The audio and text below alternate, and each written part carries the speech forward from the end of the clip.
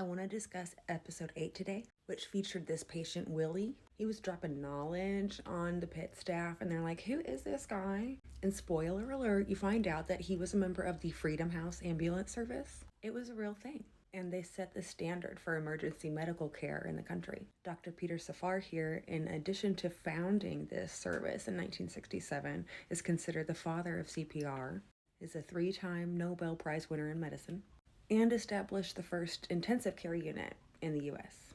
So in 1966, the mayor of Pittsburgh has a heart attack, and the outcome could have been changed perhaps if there were a service like this available.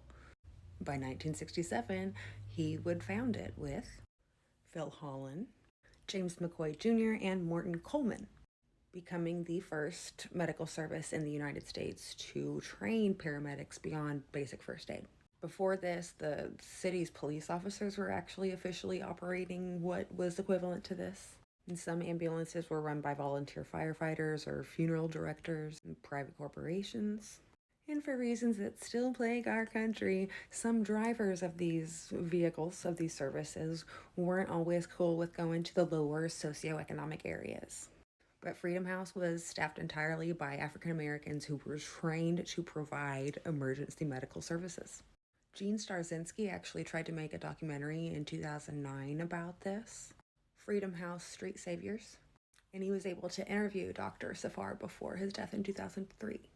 Here's hoping that funding for emergency medical services isn't slashed for any reason in particular anytime soon.